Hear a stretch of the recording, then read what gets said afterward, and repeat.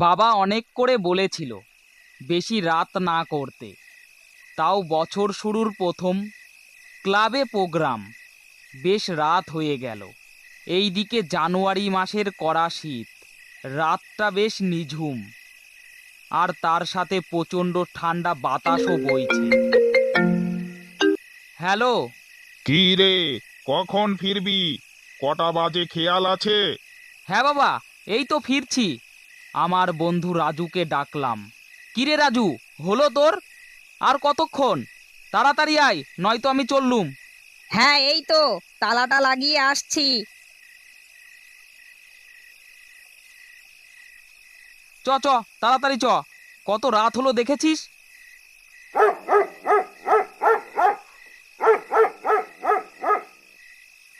দুজনে হাঁটতে হাঁটতে বড় রাস্তায় এলাম। এই শীতের রাস্তায় কোনো জনমানব নেই, এমনকি কোনো কুকুর বেড়ালেরও দেখা মিলল না। গাড়ির জন্য বেশ কিছুক্ষণ অপেক্ষা করলাম।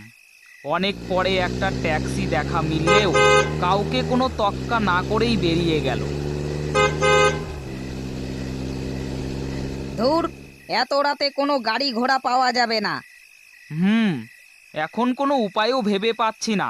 চল, এখান থেকে হাঁটা লাগাই, না হলে আজ সারা রাত এখানেই দাঁড়িয়ে থাকতে হবে। হ্যাঁ, চল চল, আমারও তাই মনে হচ্ছে। এই বলে আমরা হাঁটতে লাগলাম।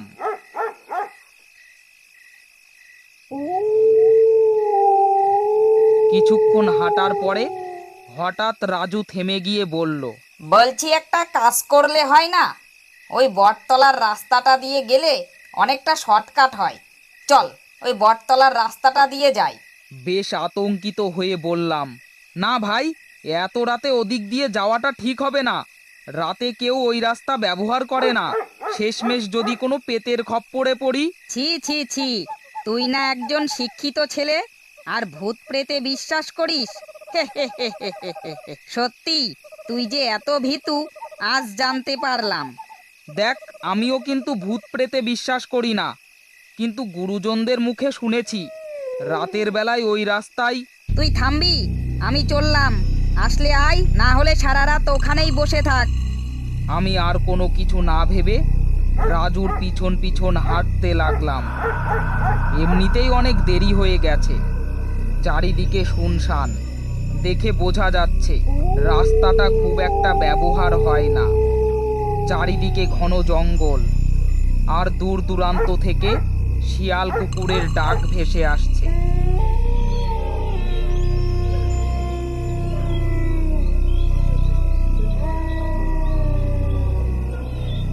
রাস্তায় খুব একটা আলো নেই, তাছাড়া আলো থাকবেই বা কেন? রাতে এদিকে কেউ খুব বিপদে না পড়লে আসে না। কিছুক্ষণ পর অদ্ভুত সব আওয়াজ কানে আসতে লাগলো। মনে মনে ভাবলাম, মনে হয় বটতলার কাছে চলে এসেছি। কথাটা ভাবতেই গায়ে কেমন যেন কাঁটা দিয়ে উঠল। আমি বলে উঠলাম, এই রাজু, আমার না খুব ভয় করছে। ধুর, বকিস না, চুপচাপ আয়। বটতলার সামনে যেতেই বেশ অস্থির বোধ করতে লাগলাম।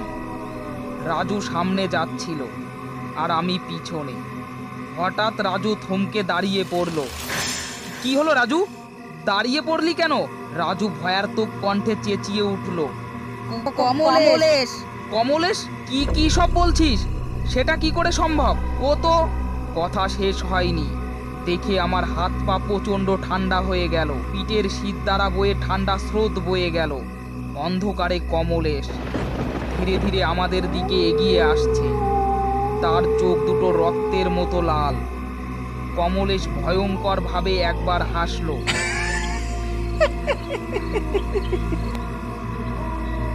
তারপর আবার কাঁদতে কাঁদতে বলল, আমি শুধু পরীক্ষায় দুটো উত্তর তোদের কাছে জানতে চেয়েছিলাম।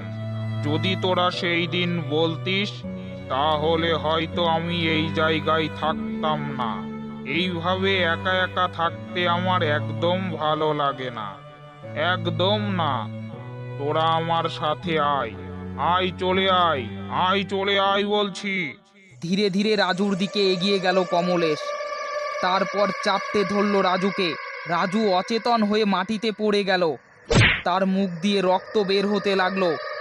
এরপর কমলেশ আমার দিকে এগোতে লাগলো।